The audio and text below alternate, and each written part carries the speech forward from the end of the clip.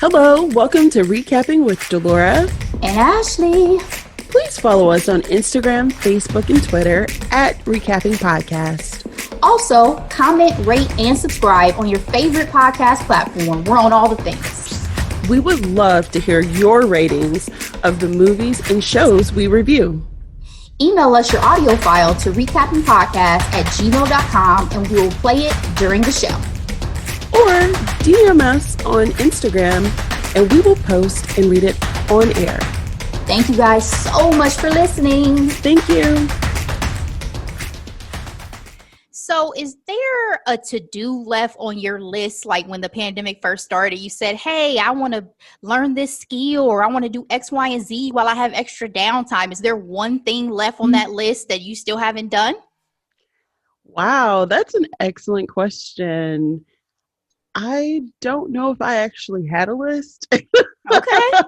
I mean, there were things that I was thinking about, but I've moved into the phase of the pandemic of, okay, I can't wait for the whole world to, wake up and move again for me to live my life. So what am I going to do in the midst of everything going on? So that's where I am. What about you? That's fair. I feel like it's getting in that kitchen for me.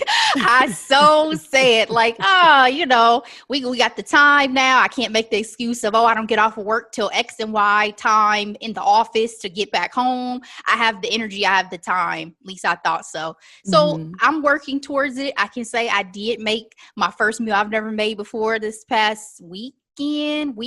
But Delora, when I tell you I'm not a cook, I spent way too long in some of those sections in the grocery store looking for these ingredients. I was like, minced garlic where? I don't even know what that means. Like, yes, no, for real. You can call me. It's okay. That's I know where all those things are. I'm like, these people probably think I'm crazy. I'm standing in the produce aisle. I'm doing laps. I'm like, listen.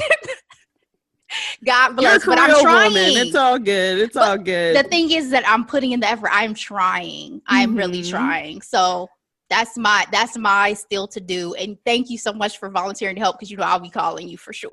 Of course. I actually got a Julia Child's book from Half Off Books. They're her iconic book, French cuisine or what have you. And that was something that I thought I was going to do during the pandemic, especially during shutdown. I have not done that, no. But that sounds lofty. Know. That's lofty, though. You're trying to go into a whole new cuisine. Girl, like, that's lofty. It's terribly intimidating. But one day, I'll keep you posted. I'll keep everyone posted. All right. Well, I'm still working on the basics, y'all. So God bless. Delora, you have a shout out of someone that we have found is a true lover and fan of the show. Go ahead and give your girl a shout out. Yes. I would love to shout out Kylia. Thank you for putting out the good word about our podcast, for having so many people follow us on Instagram. Thank you so much. And appreciate you. And girl, I love you. We talk about these things all the time. So just want to shout you out on the pod. Well, I don't know you, but I love you too, girl. Thank you so much for your support. Okay. Someday post COVID, I'm sure we will meet. Yes. And welcome to everyone who's checking us out now. Yes. Welcome. Thank you so much. So Delora, let's get into some of these headlines over the past week. It seems like there's been quite a bit going on. Some weeks feel a little stagnant. Has not been one of those. So in the headlines, going back to our Gorilla Glue girl, Tessica Brown, she's given $20,000 that she raised through her GoFundMe to the reconstructive surgery nonprofit Restore Foundation, run by Dr. Michael Obang. He is the doctor who saved her hair. He sure did. He invented a whole new concoction. Yes, he did. God bless her you. Get that glue out her hair. God bless you, black man. Michael B. Jordan arguably stepped up Valentine's Day gifting when he gave his boo, Lori Harvey, Hermes stock. Delora. I love it. I love it. I wasn't prepared. At first I was confused. I was like, what is it that I'm looking at? Oh, we giving stocks now? You invested in your girl's future? I can't. If you can spend however much those bags are for a bag, you can spend that much in stock. Come on now. Exactly. Caring about her economic future. And it'd be better if it were both. So, We don't know what went down in that room. So, the cameras went off at some point. Lauryn Hill made history as the first female rapper to have an album sell 10 million copies as the Miseducation of Lauryn Hill, if y'all recall, dropped back in August of 98, goes diamond. Wow. History making in Black History Month, girl.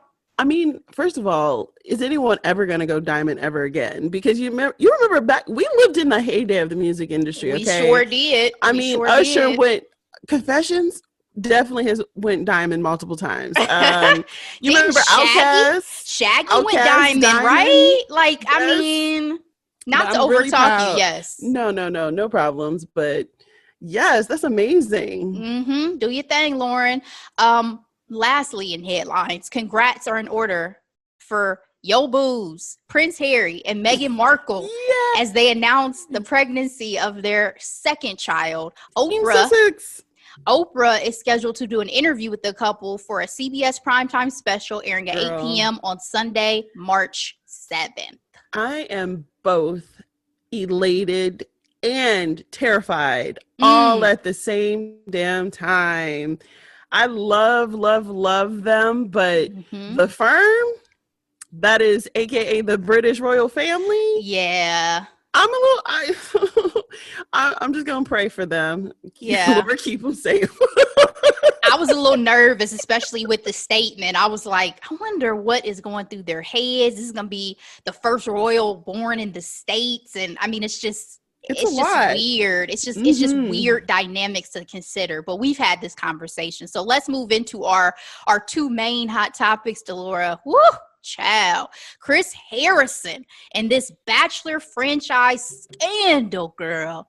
So Chris Harrison is stepping aside, in quotes, for an unannounced period of time. This man is the longtime host of the Bachelor, Bachelorette franchise. The face of the franchise. Let me attempt to quickly sum up the controversy that led to this before I get your thoughts, Laura. Fuck. I know, girl. It took me some time. A current frontrunner contestant named Rachel Kirkconnell on this season of The Bachelor, who was vying for the heart of first Black lead Matt James. If you guys recall, we microdosed this on his first episode. She's had some very problematic behavior. The latest is she attended an Old South antebellum party with her sorority back in, as Chris Harrison tried to say, all the way back in 2018. Social media photos surfaced and backlash grew. Chris Harrison went on Extra and spoke with first Black Bachelorette, Miss Rachel Lindsay. Love her. And seemingly defended Rachel Kirkconnell's, because I know it can get confusing, guys. I'm talking two Rachels. Rachel Kirkconnell's behavior, such as saying people should give her a little grace, a little understanding, a little compassion. Also saying this controversy is due to looking at the issue through the lens of 2021. Claim this wouldn't have been the case 4 years ago. Just 4 years ago in 2018, he mentioned the woke police multiple times in this interview and felt Rachel Kirkconnell had been thrown to the lions.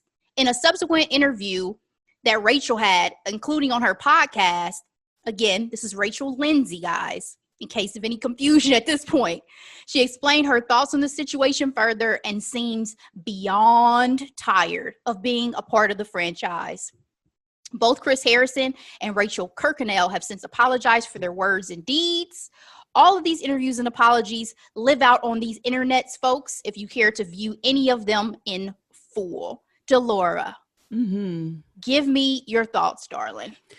I want to add to the Rachel Lindsay beyond tire comment. The franchise has obviously had an issue with Black people because it took them over 20 seasons to get the first Black Bachelorette. And then it took another 4 seasons to get the first Black Bachelor. And they were quite unapologetic about their lack of diversity for a very long time. For a very long time. And I also wanted to note, 2018 is only 3 years ago.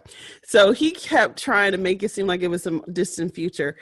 Okay, the other thing with Rachel Lindsay. Did I say 4? I think I said 4 because 2020 felt like a couple years ago. He kept trying to make it seem like it was a long time. So he could have very well said that too. So I didn't know if it was you or him. So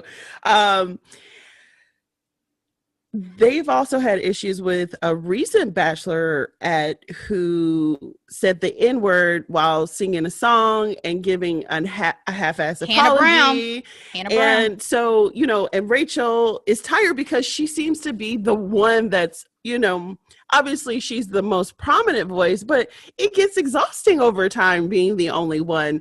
But back to Chris, he was pushing for empathy for the contestant Rachel, while he was completely demeaning and undermining everything that the Rachel he was talking to, Rachel Lindsay, was trying to tell him about the issues with the contestants' behavior. Yep. And that's where my frustration lied with, it's like, why are you throwing what Rachel Lindsay has to say unless you don't value her opinion because she's a woman and or a Black woman? You know what I mean? It's like, oh, Black people always talk about race. Well, it's because we're reminded of our race on a regular basis when we step out the house. 1. 2, the other issue that I had was, the school, that sorority in particular, had banned those type of parties back in 2016. So they knew they were wrong when they did it in 2018. And it's still wrong today. It was even wrong when they were doing it when it originated. So it's like to explain away racism. And what's the term that I want to use? It's not explicit racism, right? This is the racism that gets swept underneath the rug, right? Where it's like, oh, no one's flat out calling you the N-word. No one's flat out, but you're also, as he put it, just girls dressing up trying to have a good time at a party. Exactly. As if it's mindless. As if it's mindless.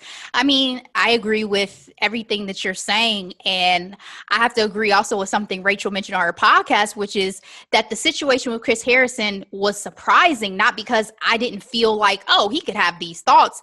I was just so taken aback that he expressed them on camera, because this man has been in the media game for a long time. He started his career as a reporter in the 90s. You would think he would have known better, but that seemed, I'm not going to lie, looking at footage from that interview, he looked a little bit, off the record in a way. I'm like, this is a full interview. This is extra. This is a entertainment news source, and you're going on here in something that these days will live forever because you also now have social media. I mean, it was shocking in that regard. And I watched the interview in full too, and I just kept thinking, like, Chris, are you on something? Because, like, how are you having this conversation on camera as if you just, like Rachel said, woke up and said, listen, I'm gonna do me today. Like, to me, he was someone who seemed fed up with the society he was living in. Yes. That's where I was going to say. Yes, I was going with that too. It so like obvious. He was like, oh, especially after last year, it's too much, one of my favorite podcasts, they were like, white people just found out racism still exists last year, but they're already tired of it. Girl. And mind you, he's a 50-year-old man, almost 50-year-old man. Yes, he is. And you're telling him all the things that he's used to doing isn't correct. So it seemed like one of those fed up moments where it's like, oh, the woke police and this, that, the other. It was wrong before. But we are in a time in 2021 where you're going to have to take accountability. Oh, absolutely. Those games, as he liked to say, that he used to play back in the 70s. Sorry, buddy. so sorry that you can't play your little games anymore. Like, it was just, There are again, plenty of things that we grew up with that did not age well. honey. Moesha did not age well. Okay. When I hear a white man talking about games he played in the 70s, I'm assuming you were like really on some real racist stuff. Like, I'm not gonna lie, that was very scary statement to say. Dukes of Hazzards with the Confederate flag on the truck. Everybody wanted one. Everyone wanted that car, right? I cannot fathom what those games are, but it sounded horrific. I'm like, so did y'all think it was cute back then to do some stuff to some little black kids? And you know what I mean? Like, my mind could just go in a lot of directions. So again, I was shocked that he said all this on camera, not remotely surprised that he would have possibly had these thoughts. And as Rachel mentioned, and as I also feel, his apology for me now is secondhand, because he absolutely said everything he said with his chest. So you absolutely felt the way that you felt. Now, Rachel Kirkconnell, her apology seemed a bit more genuine that I saw. It was actually one of the best. Mm-hmm. I'm sorry I did racist shit apology that I've heard. As it was mentioned, it did take 6 weeks, but hey, Oh, yes. You don't know all the circumstances surrounding it. So that's true. I will just say, Chris, if you thought that because of your clout being the host of The Bachelor since 2002, 2003, he thought he was untouchable. He thought he was untouchable from the public wrath of this moment. You are sadly mistaken. And I'm seeing he may start to get pulled from like other endorsement opportunities. So really, now, do you think he needs to lose his job? What a question, because I cannot say that I have landed one way or the other on that. In my mind, what Chris did and said is truly the way that he feels. But if there is an opportunity for him to learn and grow from that, I don't think he's irredeemable. I don't put him in the category of somebody who has done certain things where I'm like, if I never want to see you, support you whatsoever ever again. Mm-hmm. I think what he said was problematic, but I don't think it's irredeemable. What do you think? I don't think he should lose his job. I was surprised that they were going to go as far as to, have him take some time aside. I actually was really surprised by that. But if you think about it, The Bachelor that franchise has been under fire this whole entire season. And honestly, for a long time, because even Rachel, I follow her. I also listen to her podcast. She talks about The Bachelor franchise all the time and how they need Black people behind the scenes so they're able to pick the right people. It's through the white gaze where I have the problem. Do you understand what I'm trying to say? Yes. Where you think everybody in the Black America comes from particular situations where we're very diverse people. That's what I'm trying to say. The diaspora of Black folks, even in America, is wide. I was going to say one last thing real quick before we move on to our second hot topic, which was, so your comment about a certain type of Black person and Black people behind the scenes. I even like how when I heard and listened to some of what Rachel has said, that she addressed even that issue you talk about with Matt James, with that interview that he did at the very beginning of that episode, where he's talking about being biracial and not wanting to let down Black people, but also not white people, all of that, and saying that she feels it was because of the way the situation was set up and produced that really made it come off the way that it did to the audience. If he had been given an opportunity to not do that with a white man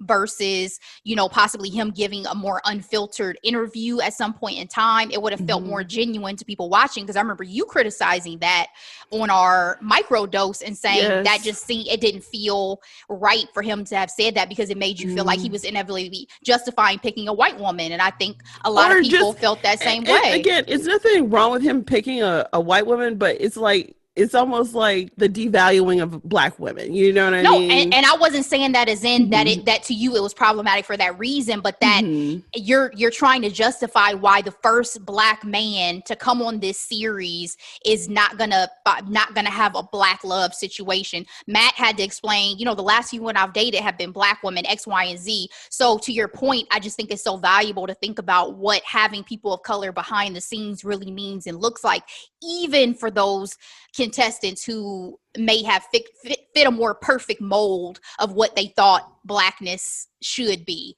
If you get what I'm saying. And I have one last thing I want to say. Speaking of having Black people behind the scenes, they would have done a better job vetting these contestants, because even on Rachel's season, she had a guy who seemed to be flirting with people who like Confederate flags and things like that. You know what I mean?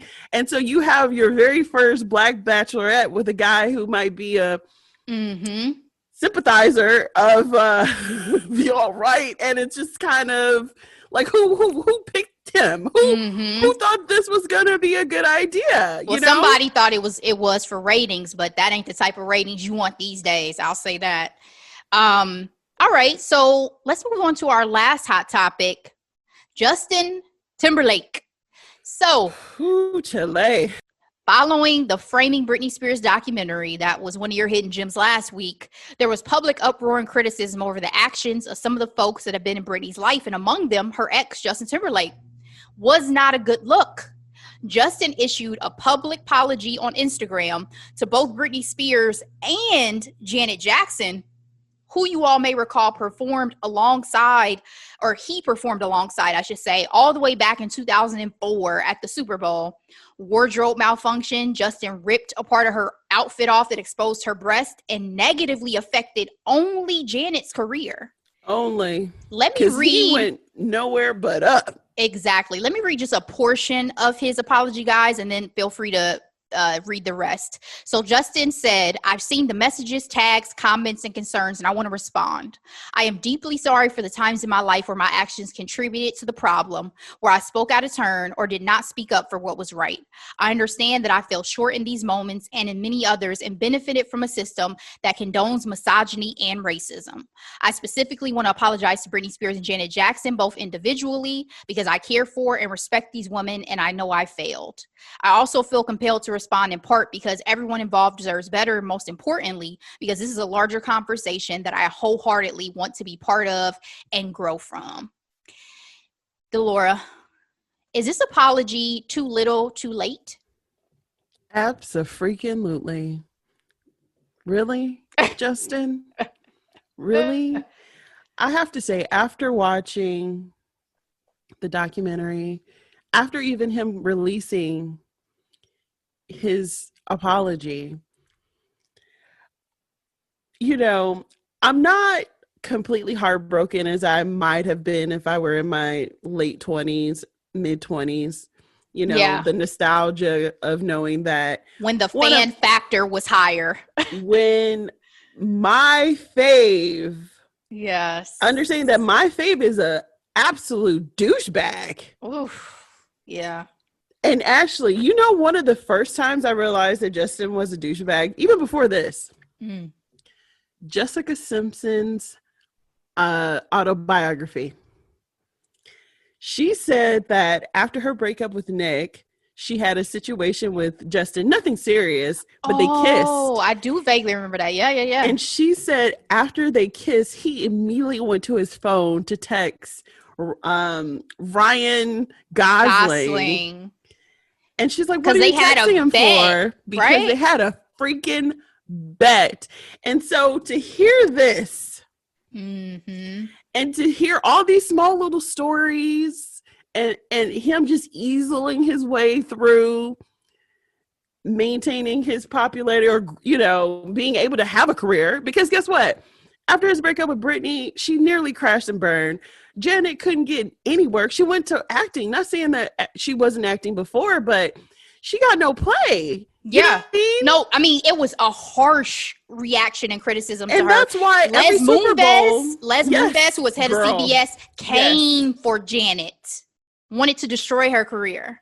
I was going to say, and that's why the Super Bowl is Janet Jackson Appreciation Day, because we need to show her some love, because the fact that he got out of that situation scotch-free, she did not, you would have thought she ripped off her own bra or whatever. Yeah. I mean, we had this conversation off mic, And, I had definitely am very disappointed to look back and realize, even watching the Framing Britney Spears, the culpability that I feel like even I had at that time, because being a big Justin Timberlake fan at the time that they broke up, Cry Me a River was my song. I was You can tell me here, nothing. girl, I was here That's for still that one video. of his best songs. Yeah, I was here for that video thinking like, ooh, hard, harsh in the sense of like, well, I guess that's what you get kind of thing. Like, Well, not see, even I thinking. never did that with Britney. Like, even though they broke up, I love that song, but I never resorted to, oh my goodness, Britney. I was more like, oh, if this is true, this is crazy. You know what I mean? I say that as in not like I hated Britney, because I never was like Team Justin over Team Britney. It wasn't like that, but it was like, that's what you get in the sense of like, I didn't think twice about seeing him play out this revenge fantasy in a video. Like, it didn't even cross my mind about the impact it could have on her. It actually was. Yeah. And the fact that he had another album and I think had several other relationships and still managed to come with what comes around goes around. Yeah. You know what I mean? And that song is still fire too. I'm sorry. But again, it's like let me finish this thought real quick, which is just that Justin Timberlake was my guy for a very long time. So just as the reckoning is coming after watching the video of like Diane Sawyer and like a lot of the problematic behavior that would happen throughout the years, Justin is absolutely not immune from that. And the fact that it took that for him to look back at his behavior and think what I did was wrong, that is sad, because to me it's like, would you have never publicly apologize otherwise? No. Like, what? I'm convinced. What is the journey that you've been on? That was it just the uproar about it, or the public had pressure? or had you been seeing like, oh, did you watch the documentary too and was like, oh my God, like looking back, yeah, that was horrible that I said those things and hopped on Howard Stern and confirmed that I had taken that girl's virginity, and just it was so problematic. And again, I looked at it and I felt ashamed that I, as a female, as a woman, because I wasn't a woman just yet, but becoming a woman, was not more sensitive to how that would have impacted Britney Spears. I agree. And then the Janet thing, that's where I was going really quick. Janet. Sir. Speaking of awful interviews, did you see that one interview when they asked him about taking any responsibility for the incident, and he went and asked this crazy question like, have we found the weapons of mass destruction? Like, looking at that interview, it's like, oh, he is pompous. Like, he is just so full of himself that you think you're going to pivot by asking, there's bigger things in the world. Right. Sir, what? Yeah. He's floated by, and that at this point in time is not going to work. And I guess it would take Janet and Britney responding for me to know how they feel about this public apology, this mea culpa. But I can say in terms of just my fandom, it doesn't do too much for me. So that's all I have on Hot Topics today, Delora. Are you ready to move into our recap? A 1, a 2, and you know what to do. That was very cute. Today's recap is Ma Rainey's Black Bottom. It is a Netflix original, rated R. It premiered December 2020. It is a drama/musical. It is about an hour and 34 minutes. And here's a quick summary. Tensions rise when trailblazing blues singer Ma Rainey and her band gather at a recording studio in Chicago in 1927. And here's the cast. The legendary Viola Davis as Ma Rainey. As Ryan Coogler stated, our ancestor, Chadwick Boseman as Levy. Coleman Domingo as Cutler, Michael Potts as Slow Drag, Taylor Page as Doozy May. Side eye. Because Girl. she with my man. Duzin Brown as Sylvester, Glenn Turman as Toledo. The director is George E. Wolfe. He is a Tony-winning director. He's also very, very spirited. I love him. Denzel Washington is one of the producers.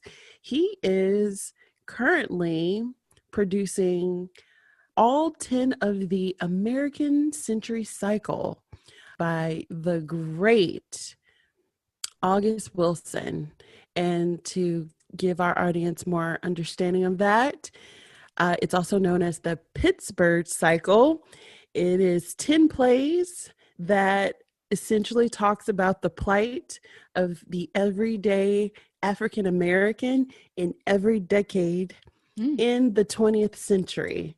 So that was a feat on his own for August. And he has other plays, but that collection of plays is what he's best known for. And Denzel has the keys to the kingdom. He has rights to all these plays, and his goal is to bring all of August's work to the big screen. He's doing a fantastic job so far. Yes. So far, out of the American Century Cycle, we have had Fences, and Ma Rainey being the second film from that collection. And lastly, the screenplay writer is Ruben Santiago Hudson, who's actually an actor I've seen in a lot of different works. He's never been like a major character, but to see that he made the screenplay was pretty impressive. All right, Rotten Tomatoes. For critics, this film received 98%. For audience members, 76%. And for Google users, 86%. This film has 9 NAACP Award nominations, 2 Golden Globes, and 3 SAGs, all primarily for acting for the Golden Globes and SAG. That's actually part of the critique of the award season so far. We have a wonderful plethora of Black film, but our actors are getting nominated, but their films aren't necessarily receiving the love for Best Picture. The SAG, I take that back, does acknowledge the cast, but for Golden Globe, it's Viola and Chadwick. And as you mentioned, Ashley, Chadwick is making SAG history by receiving a total of 4 nominations for his work for Ma Rainey's Black Bottom, as well as Da 5 Bloods. So Ashley, what's your rating for this film? I gave it a B, and that B comes in because historically I felt this was a very important thing to be told. I was not familiar with Ma Rainey before this film came out. So for that sake, in and of itself, it got a very high grade for me. The reason why it's not an A is just because in terms of overall enjoyability of the film, I didn't love it, and that's just me being honest. But again, for historical purposes, for the stellar cast, for this being Chadwick Boseman's last film, for all those reasons, it's a B. And I also enjoyed that 30-minute featurette that's on Netflix, A Legacy Brought to Screen, because that really gave me a lot more context around it as well. So it's a B strong. Thank you, Ashley. I gave this film a B+. My reasons are powerful performances. I mean, everyone came, they came with their A game, literally. I felt like it was true escapism in the sense of, I felt like I was transported to that time. I felt hot watching this movie in the middle, them being in the middle of Chicago, in the middle of summer. I felt that heat. And mind you, it is -10 degrees outside right now. So, well, that's interesting too, right? Because he made it to where it was the summer, whereas in the play it was the winter. absolutely, absolutely. However, this movie did not receive an A from me because it stressed me the F out. Yeah, yeah. Girl. Mm-hmm. And so with that, spoiler alert. All right. 1927, Chicago. Before the film starts off in Georgia, you're taken back to what entertainment was like during that time, and that's a big tent. People listen to music that they mamas probably wouldn't want them listening to. We're introduced to Ma Rainey, who is known as the mother of blues, and you see right away that there's an interesting dynamic between Ma and her band, specifically her trumpet player, yes, Livy. And you can tell that she doesn't like the spotlight taken off of her. And so that's something that the audience take as we go to Chicago, where Ma and her band are going to record her music. Mm-hmm. We see that the band is essentially together for the most part, Cutler being its leader. We see that Irving is, buzzing around trying to make things ready for this recording, and Mr. Studdevan saying this time has to be, has to go off without any issues, because apparently, fun fact, Ma Rainey was a bit of a diva. And so before I go further into the actual play-by-play of the recap, I want to talk about some of the themes that I saw, right? Mm-hmm. The power struggle, right? So we saw the power struggle between Ma and Livy. And then you also saw the power struggle between Ma and the quote unquote, the man, or in this case, the record executive. And so some history. Ma Rainey flourished being the mother of the blues during this time. This was also during the Great Migration. So a lot of Black people were leaving the South, headed up north. Mm-hmm. And the blues was their way of expressing all of the hurt and the pain of the brutality of the South, and even moving to the North and not necessarily getting what was promised to them in some cases because of, frankly, racism of the society. And so what did you think about Ma's behavior? Because where I was going with is Ma became successful because she also knew exactly what she wanted. She knew her environment. Mm-hmm. She knew what she wanted, and she knew that she had to play hard to get, essentially. What did you think about her character in that way? I thought she was pretty badass, if I'm completely honest, because for a Black woman back in the 1920s to behave the way that she did and kind of shun traditional thoughts around her being a woman, her sexuality, all these things, and really take ownership of not only herself, but of her talent, and understand what her value was powerful. I mean, I didn't have zero problems. I don't think of her as a diva. I thought of her as someone who didn't take no shit. And I respected that about her wholeheartedly. Can I say real quick too, the start of this film though stressed me out because they started it as if there might be inherent violence. Yes. When you see the two black bodies running through the woods, you hear the dogs and all this. I said, where are we going with this? Am I immediately about to start off with somebody getting killed? Well, I was thinking, I wasn't familiar with August's play. So I was thinking, is this a whole sweeping bio? Like most of these films are like, when they feature someone from history. Mm-hmm. So I was thinking, oh my goodness, did she run from slavery? Did her parents run from slavery? Like, I thought we were going back. You know what I mean? Yeah. But So it stressed me out. So same. by the time we got to the part of seeing her perform and all that, I was happy because I was like, oh, thank God. Like we're getting to see her in her element. We're getting to see her on stage. I appreciated it. From a personal standpoint, though, as knowing her, that could have gotten a little dicey because I would have been like, ma'am, you need to check your tone with some of your personal interactions. But on a professional level, she was badass. Thank you. Well said. So speaking of her being a badass, she didn't show up on time because she's the star. And while everyone was waiting for her, the band was convening.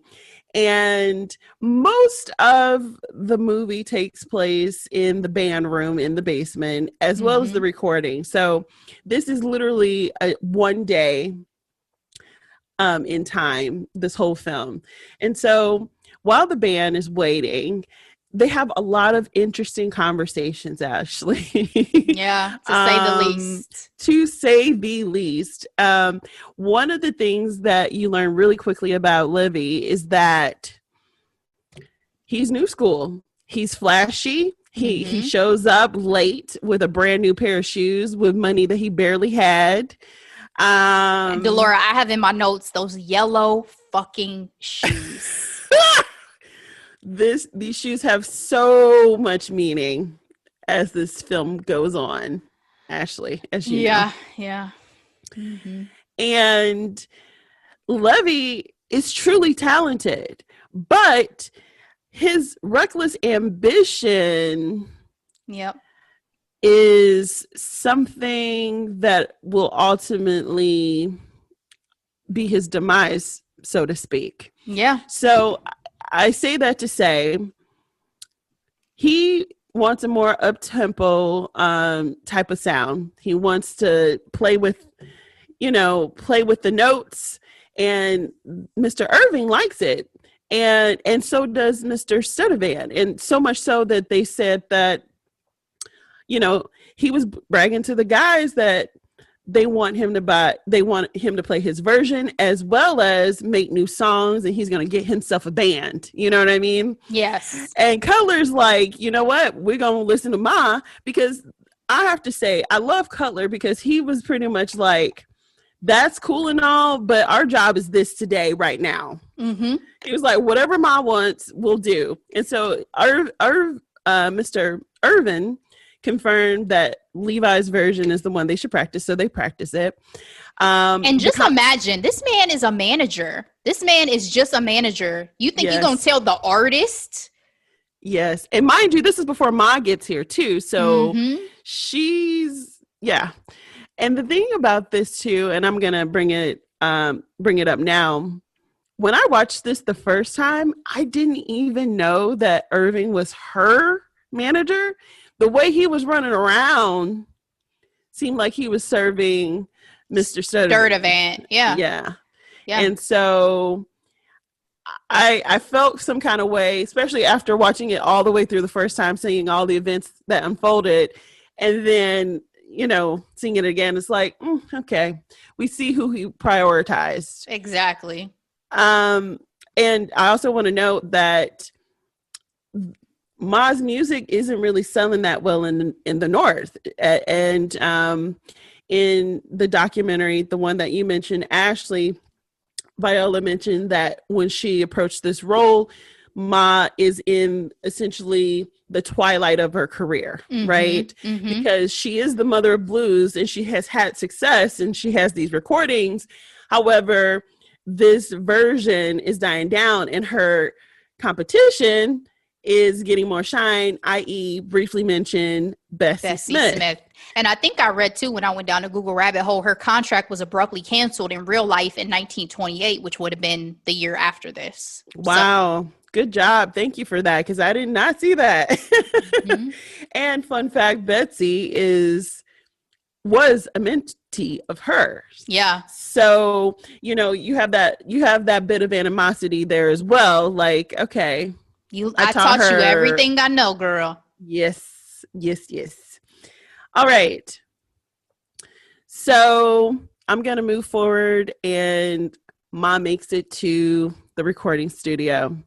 One thing about Ma also, when she arrives, she's there with her nephew and her baby girl, Ducey May.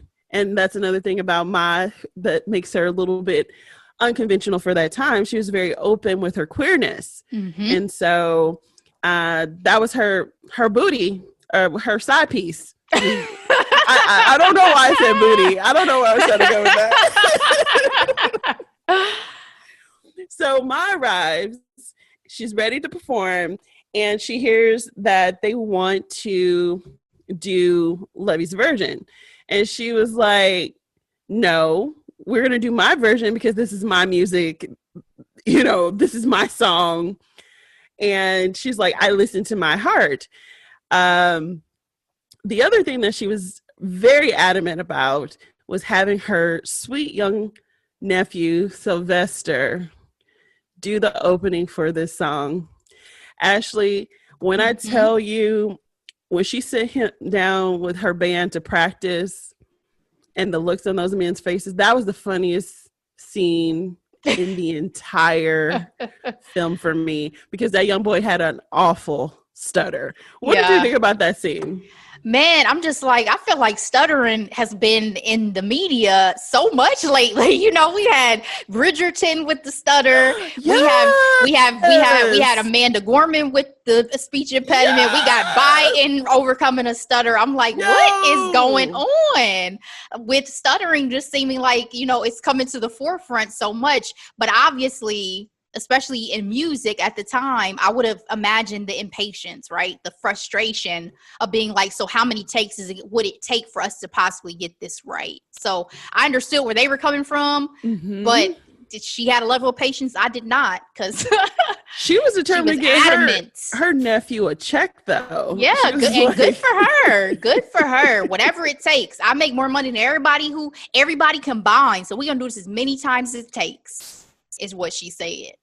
Wow.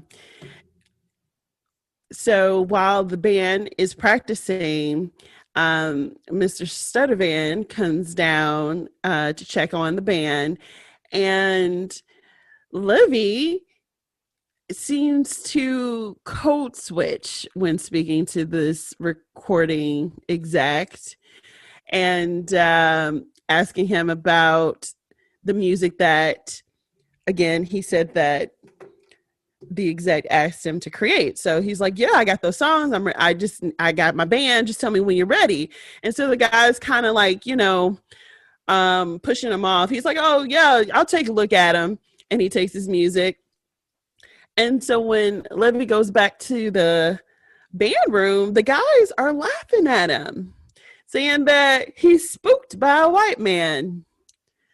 Ashley, Levy goes into the most intense story, brutal, of his childhood. So in this story, his father is a successful landowner. And at the age of 8 years old for him, his dad went off to buy some seed and fertilizer for the land and told him that he was the man of the household.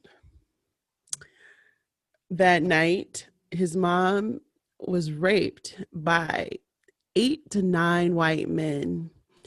And he talked about how, you know, he felt pride in knowing that he was the man of the house. So he got a knife, tried to cut one of those guys, and he ended up getting attacked and cut himself. And his dad came back, and his dad sold the land to one of the guys that raped his wife, Levy's mother. And he said he smiled while doing it. And they moved away, and his dad came back and killed 4 of them before they got and hung him and burned him. And he took pride in knowing that his dad did what he had to do with a smile.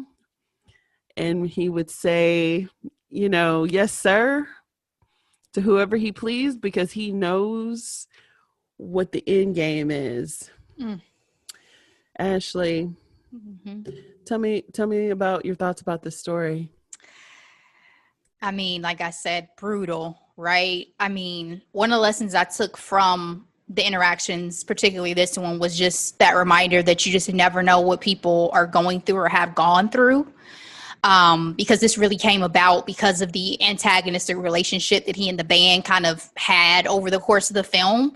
And this was a huge demon and burden that this young man, because Levy is still fairly young, is having Yes. to deal with and live with. And I mean, I literally can't imagine. I didn't get emotional in this film, shockingly. It must have just been one of those days where tears weren't coming to my eyes, because if I had gotten emotional on this would have been the main point that I would have bawled on. I mean, it Mm-hmm. is powerful. Chadwick's performance is so powerful. And again, to think about the impact that this would have had on a young man, a young Black man in this era where you would have felt so helpless. There's nothing you could do. Even the story of him having to go to two people just to find someone to help him with his chest, Yes. because the first person he was taken to said, "Oh, I'm about to deliver a calf. I can't help you." So you put this animal's life Girl, over the life of this of a young child. boy. It was just so much, and it just broke something in the room, obviously, because you saw them all sitting there. The band was stunned. Yeah, just looking like, oh my God. So yeah, I took from it, obviously horrific that this happened to this young man, but also that's why you need to be careful, because you never know what has happened and transpired in somebody's life. Well said. The thing I feel about Levy, again, I mentioned that he's reckless. Honestly, he is a fool. And I say that because he's one of the bigger shit talkers of the band, right? Mm-hmm. He also, he's definitely YOLO personified, right? Buying the nice shoes, even though you can't afford them or anything like that. But you realize there's a reason, there's a source Yeah. for Pain. that. It's pain. And in some cases, you can say that he was stunted emotionally after something like that level of trauma. Yes. And we can go into that later on. So, and think about, he would have had no outlets or resources. girl, zero. Mm. That level of pent up anger, Mm-hmm. also of the whole, because he lost his father in the midst of that, and he saw what was happening to his mother. Mm-hmm. Girl, horrific.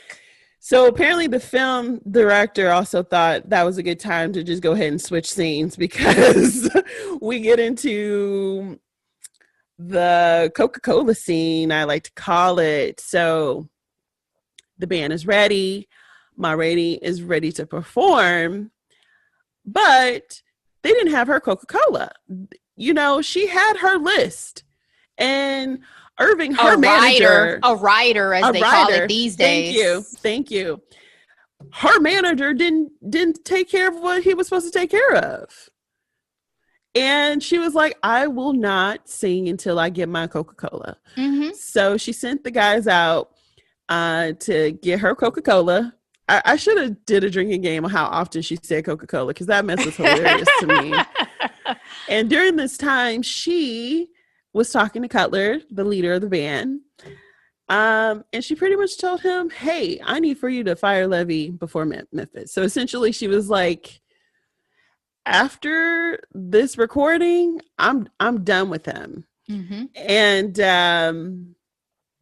I don't know, what did you think about that? Because obviously we saw the dynamics of their lack of relationship, I should say, between Ma and Levy in the very, very beginning, right? Mm-hmm. I think she knew that he and her girl were looking at each other too. Yeah. I mean, you can't be blind to that, right? Yes. What do you think about her plotting against Levy during this break? I think it made total sense. I think that she felt threatened, as she should have, because he was coming for everything that she held dear. And you haven't gotten to the scene yet, but things became quite disrespectful. So I think she was fully justified in feeling the way she felt, because at the end of the day, this is her band. As Cutler says, we are an accompaniment band. We do what Ma says. So if you don't want to play that role, then you should leave and find other opportunities. As he said, start your own band, do your own thing. There's no reason for you to be here anymore, sir. I also felt like remnants of Bessie probably was creeping in with her feelings towards Levy, in the sense of, okay, you out here trying to change my song. Mm-hmm. You know what? You can just go. You know what I mean? I do need you today, but I don't need you. It's also his brass. Forward. It's also his brass nature, right? Like they're brash. I don't know why I said brash nature. There is a way in which to go about things, especially when you are not the high man on the totem pole. Again, Ma Rainey has proven herself. She has a track record. She's successful. You're still a young up and comer, and you're coming at her in such a way, again, not even on the relationship side with her girl, but on a professional side, when this man stepped out on stage and stole the spotlight from her at one of her first performances, like, you must be crazy, is what I was thinking. Like, you must want to lose your job. Yes. And the other thing I want to mention, again, the power struggle, her waiting for that Coca-Cola and her explaining herself as essentially to the audience, saying they're too cheap to buy Coca-Cola when all they want is my voice. And once they have my voice, they're going to treat me like a whore on the street. Girl, so she knew her power, right? It was in her talent. She held on to it until she felt like letting it go. And artists, Black artists, especially at that time, they were underpaid, if paid at all. Girl. Their work was stolen from them and taken over by white artists. I mean, her speech made absolute sense to, I'm sure, a lot of the Black audience that watched this, but may have been eye-opening to others. Absolutely. So Ma gets her Coke. I'm sure Viola's gonna get her Oscar simply off of how she drank that Coca-Cola down in one take. Her nephew had 1,000,001 takes, but girl, she actually got one. He actually got one. Yes. And they performed, and it didn't even record. Mom was like, over it. I'm over this. Yeah. And she was like, I'm done. 15 minutes. And so everyone else, all the execs, Irving and Sturtevant, were like, no, but whoo, girl. How unprofessional. Y'all don't have this mic together? I'm gone. Exactly. And in the midst of all that too, I failed to mention Levy and Deucey May was playing some baseball, going the disrespect. The disrespect. Y'all couldn't even leave the building. All the bases. They were playing all the bases. Delora, they couldn't even leave the building. You telling me you went down to the basement while your girl is upstairs and said, well, guess it is what it is. I wrote down she's a sugar baby. I mean, she is a what in modern day we would call a sugar baby. Absolutely. She didn't bring anything to the conversation. She didn't bring anything other than her looks and her firm booty. Yeah. She's on the come up, because she even said to him, it seemed like she wasn't going to give him any until he gets his little band together and has a career. For a minute, I have to be honest, I wondered if it was going to be a rape scene, because it seemed like Levy got a little aggressive for a second when she was trying to leave the room. So I'm glad that it didn't go that direction. I did not need that, but it did catch me for a minute. It's like, where are we going with this? Is this going to be consensual? So that's an excellent conversation. And the band knows what's up, and they have this whole conversation about being a fool. Girl, Toledo got up and left that room. He said, you ain't about to have me in this mess. He was like, not today. Not no. I. Nope. And so ultimately the band again meets in the band room in the basement, and there's this conversation about a pastor that Cutler knew. And in this story, Cutler talks about a pastor on his way to see his sister, and he gets off on the wrong, well, not necessarily the wrong stop, but the stop to use the restroom, and the train leaves him, and he gets caught up with some white folks who ask him to dance. And then essentially they humiliated this pastor and then killed him. And Ashley, this was one of the most intense scene that follows after, because Levy asked Cutler, where was God? Because God don't your care. God. Your God, yes. God don't care about the niggas. That's what he said. And of course, Cutler was pissed, and he was like, you're not going to talk about my God, which I appreciate. I'm like, come through, stand up for Jesus, okay? But girl, there was a knife fight. Yeah. Levy, I knew he was on edge, but I didn't know it was that bad. He brought out a knife. Granted, Cutler did punch him in the face.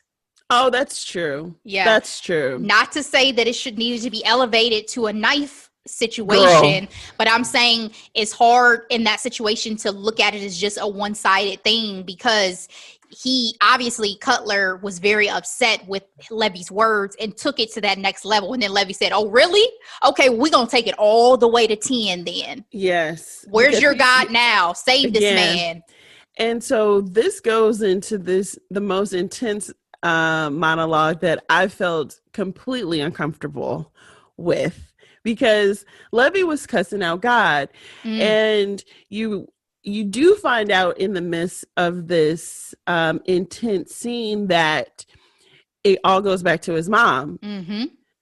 His mom was praying out to God the night she was raped by those 8 or 9 men. And he said that your God did nothing. Yeah. You have anything to say about this scene? I mean, Chadwick acted his ass off. That's what I was thinking in this moment. Because to think about the man that he was, and then the depths in which he may have had to go emotionally to become this character, he acted his ass off. And I do think that it's valuable to understand the perspective of someone who's gone through such severe trauma, because as it's said, even in certain, gospel songs, it's easy to be a believer when your beliefs and your life have not really been challenged, when you haven't been put through the fire, and Levy had been put through the fires.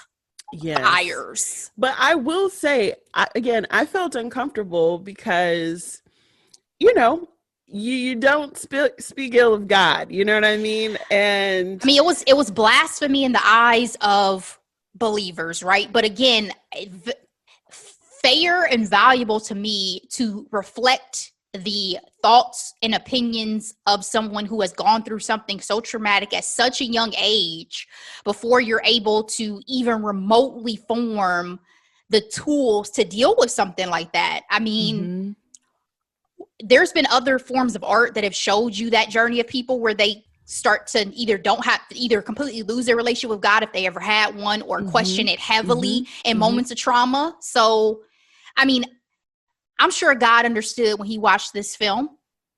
I mean, hopefully that's all I have is I'm sure God understood. Because I would have been like, all right, this is Levy. This is not me. This is not I. If you were Chadwick that night, you would have went to bed like, let me pray extra hard so I'm still on the good foot. But yeah. Girl. I mean, again, it is a film. It is art. It is. And that is a true perspective. So I thought it was valuable to see it. It is. And again, if this man is willing to cuss out God like this, he has no reverence for anyone. Let's move on. So, recording session. I called this scene One Take Ma. Ma, Rainey, is a professional, okay? Because once they got started, she did what she had to do, okay? What? No remix baby face.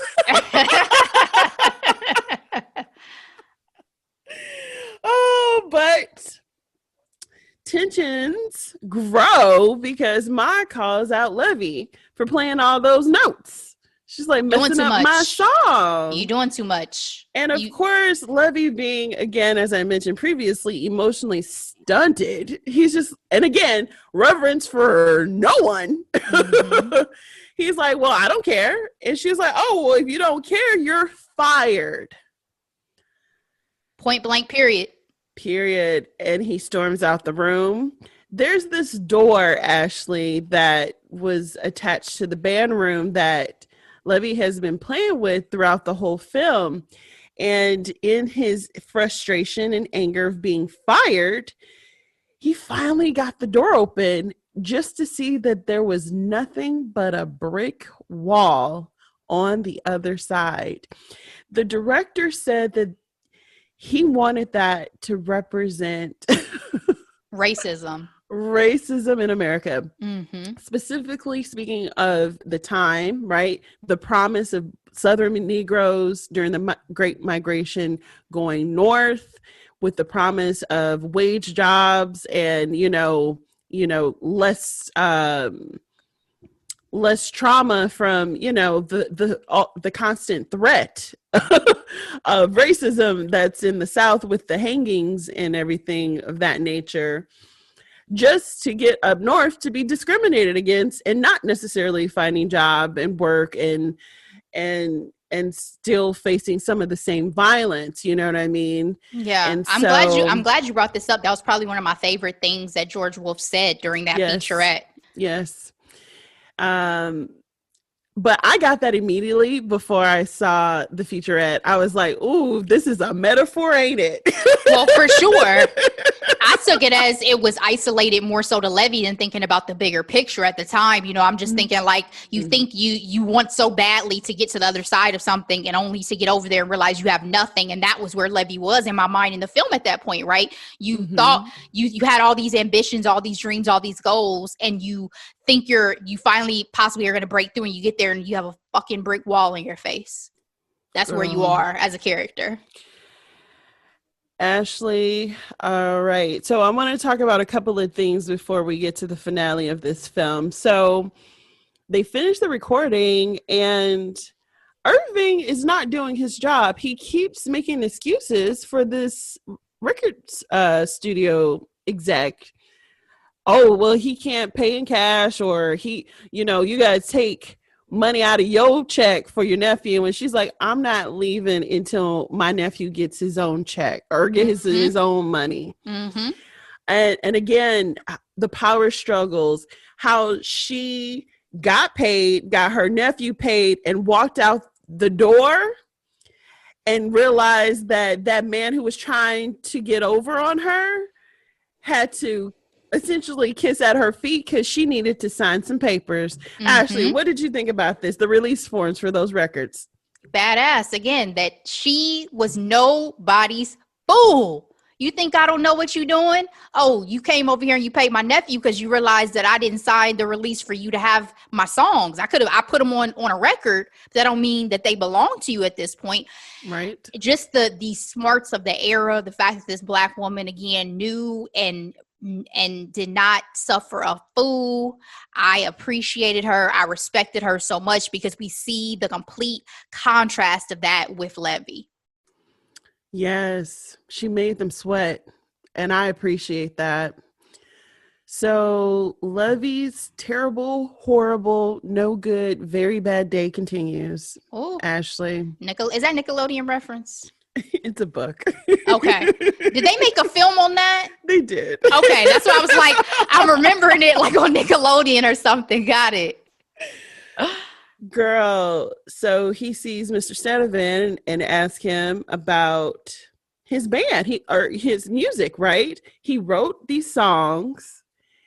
All he needed was the green light to bring in his band so they can play it.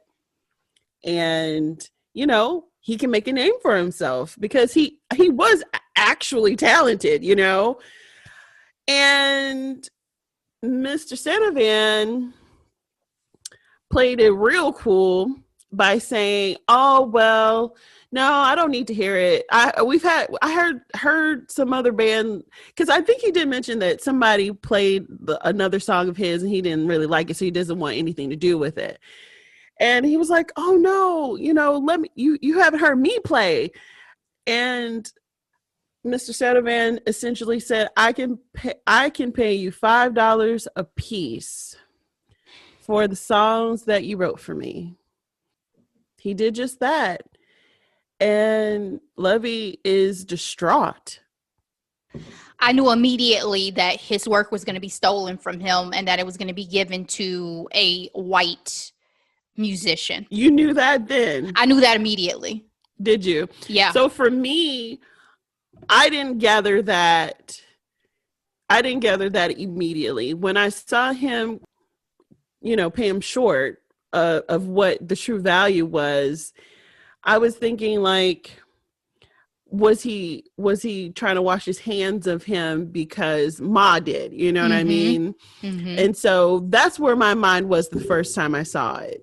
Gotcha. Yeah, I knew immediately because I'm thinking, like, he's talented, that he made him the music that he wanted. So why would he not want this black man to form a band and start doing his own music? He just wants the songs. And unfortunately, again, that's why I say it's such a contrast between him and Ma, because Ma knew her talent lied in her voice and she used that accordingly. Levy didn't realize the full extent of his worth and that he should have used his power differently because he was just too impatient to understand. Yeah, and that's an excellent point too, because if he actually respected authority, right? Respected Ma, who was one of the trailblazers in, honestly, black recording artists, period, right? Because the blues was the first recorded of, black artists recording that genre of music. He probably would have been able to learn something, right? He was so busy trying to think that she was doing, that she's he so knew better, old school, that, he knew better, but she had experience. You know what just came to mind for some reason as a parallel for this with me is Jingle Jangle. When we did Jingle Jangle, and you think about the fact that the apprentice, even though he was able to be successful off of the ideas of Geronicus, had he been patient, that was the ultimate lesson. Girl. Had he been patient, he would have had everything that he ever needed to be able to be successful on his own. I don't know why that just hit me because I didn't think about that at all during the film, but fire. Okay, thank you. Go back and listen to our Jingle Jangle recap if you guys have not. Thank you. Please do.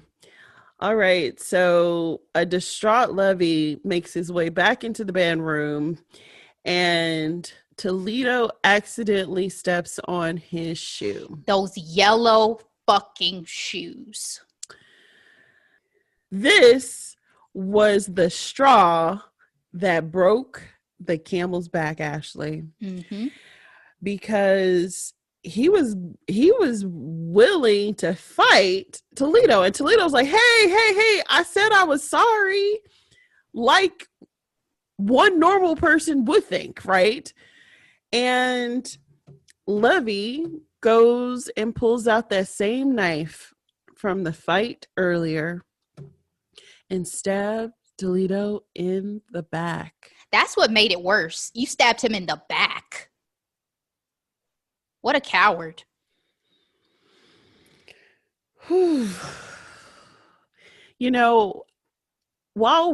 After watching this movie, I was trying to think of a stronger word than fool to describe Levy.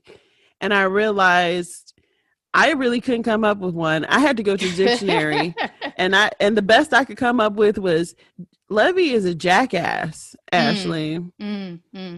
Well, fool is a very harsh word in the Bible. So it is. In biblical terms, touché. Fool, you got a one up on fool. But can I just say that Levy in this moment was a man completely untethered, right? He had nothing to ground him. That's so true. He did not have a spiritual relationship. He did not have familial relationships. He did not have his music. He was a man completely untethered. Well said. Wow. And for me, this last scene, you see white men performing Levy's music in that Mm, same mm, recording mm, studios. mm. And the film ends with a picture of the real Ma Rainey and her recording of Black Bottom. Ashley, I have to say, that scene of those white men performing Levy's music, I felt like that was a twist in the back. So me as an audience member, I'm distraught over Poor Toledo, right? Absolutely. And then when I see that Mr. Stanavan took Levy's music and gave it to these other people performing it in a very dry way, and I'm only saying that because it No, didn't it have was dry AF.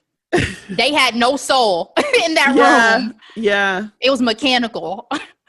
I mean, especially when you remember how Levy was performing it, the Yes. excitement, it was his music and the life that was in it compared to what it ultimately was. But that man only got $5 for that. And again, as an audience member, I felt gutted.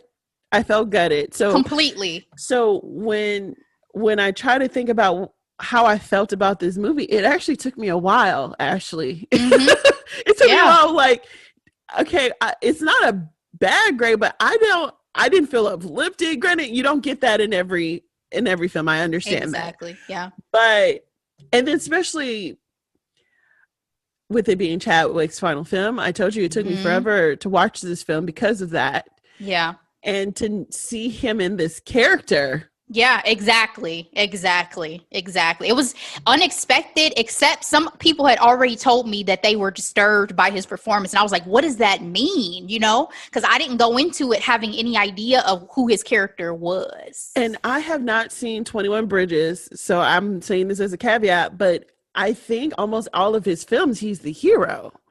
Yeah, I would agree with you. That is, and I mean, he's the Black Panther. He will always be the Black Panther. So, his legacy, it's not like this is a chink in the armor in any capacity. It's just an amazing performance he had. This is his training day. Yes, but can I say that the fact that what happens to him after he kills Toledo is unresolved?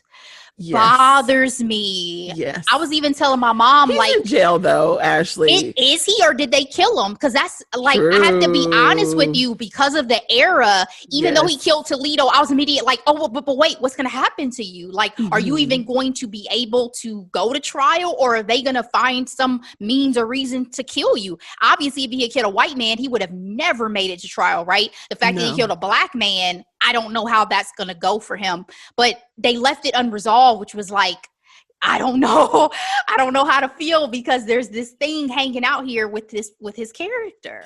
And can you imagine him? Because the last thought I have on that is, I imagine he went to jail, and I imagine him hearing his song on the freaking radio and just feeling completely and utterly distraught, Yeah. And think about the parallels potentially between modern day men of color who go to prison under circumstances where they had a very rough childhood, a very rough life, and then get put into that population and just are never able to recover, never able to find peace, or you know what I mean? It's just so heartbreaking. Yes, he obviously had his demons that caused this to happen, but it's still very heartbreaking to see this character's deterioration to this point. My mom said she didn't think he was going to kill somebody. I said I thought it was inevitable. What did you think? Did you? No, I didn't expect that.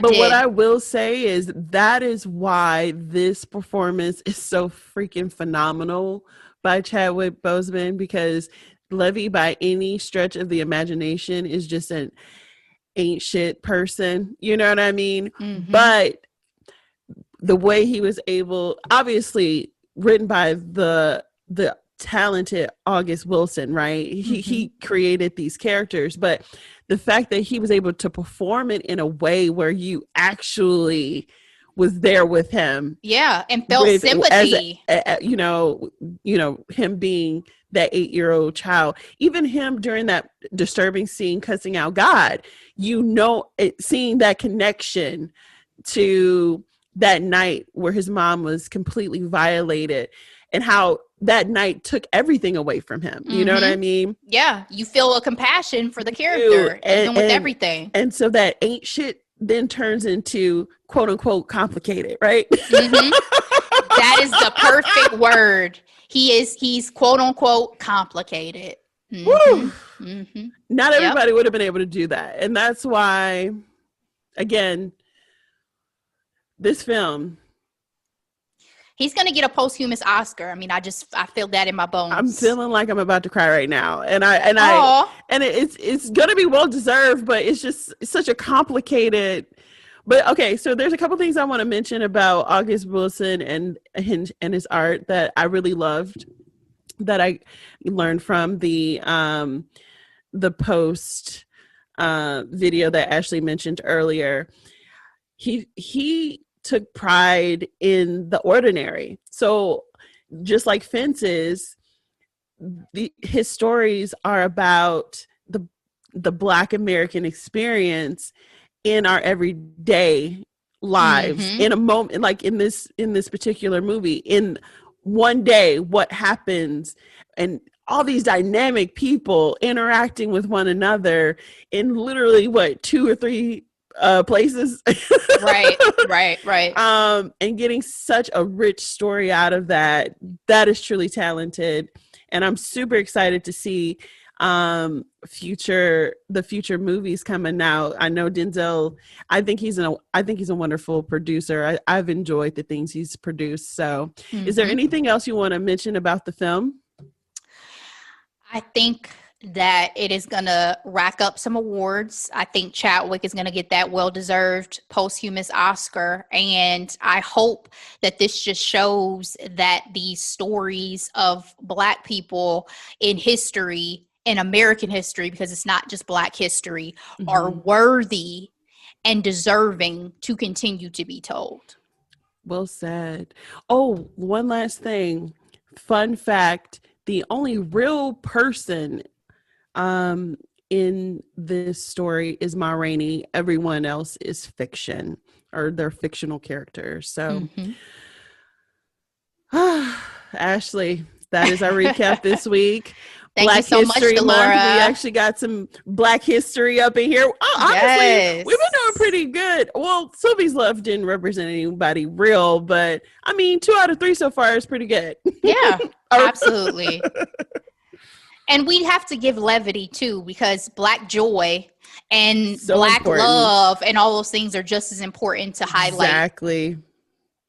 Are you ready to go into our hidden gems? Yes, please go first, Ashley. All right. So my first hidden gem is Styling Hollywood. I'm a little late to this one because this dropped on Netflix back in 2019. And I binged it that first weekend.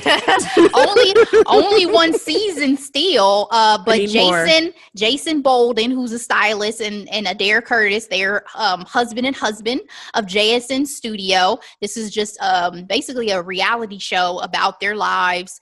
I so enjoyed it. I'm going to have to watch it a second time because really good. Yeah. I just, from all this, obviously all the wonderful celebrity clients, you have Taraji, you have Yara Shahidi, you have Gabrielle Union, you have Ava DuVernay. I mean, come through. The list went on and on for them. And then you had so Jason is the stylist side, and then you had Adair, who was the home interiors side. It was just so interesting to see because I was not super familiar, especially with Adair before this. Thoroughly enjoyed it. A little levity. It was a good show. Hopefully they have a season 2. My second hidden Instagram is super cute too, by the way. Yes. My second hidden gem, On the Record. This is a little heavier. This is HBO Max. It's a documentary that dropped August 2020, and it actually was not on my radar. It's really detailing the women who have come out with sexual assault allegations against Russell Simmons. And I have to be honest, Russell Simmons' allegations were ones that I did not follow super close. I remember hearing about it more initially. So to hear more from these women firsthand accounts, and, you know, especially Drew Dixon is someone they really, really focus heavily on, and just to hear those journeys. I think some people feel like we're in a post Me Too era already, and that's obviously not the case. And I'm glad that these women were able to tear their, I just think some people think, oh, we've moved past that. You know, I'm glad that these women were able to tell this story. I hope that we start to move into an era where victims are more readily and easily believed. But the journey and the things that were discussed were eye-opening, because they also talked about L.A. Reid, and I was even less familiar with the allegations against L.A. Oprah Reid. was attached to the project and then dropped out of it last minute. I was not aware of that, but the two directors who did this one, they're about to do one on Woody Allen and Mia Farrow. Yeah, that's their next project. So the one that's about to come out like this weekend or something? Yes, Allen versus Farrow. Yes. Wow. So very curious to see what they do with that one. My last hidden gem is an album that I delightfully discovered this past week. Pink Sweat's Pink Planet dropped February 12th. My favorite tracks are Paradise, track 3, Chains, track 6, Honesty, track 18, and a single with Kalani, which I'm sure people have heard at this point if you're listening to R&B. Love Kalani. At My Worst, which is track 17. So I was not familiar with him either. That's why I was pleasantly surprised with this. What happened was, a lot of times if I start playing something on Tidal, because I subscribe to Tidal, they'll just start playing things within that genre. Thank you. Because I don't, you know, I'm one of the few who's still rocking with Tidal. They play other things. And this, again, I had heard At My Worst, but I was not familiar with his other music. So he's dropped like multiple EPs going back to 2018, I believe 3, and then did this album. He's very R&B soulful, but I've not heard anything about him. So I just think his album was worth checking out if you get into kind of the R&B soul, neo soul category, because I think his album is pretty dope. So those are my 3 hidden gems, Delora. Thank you, Ashley. All right. Welcome. I have 3 hidden gems this week. My first, Da 5 Bloods. It's a Spike Lee movie, came out 2020.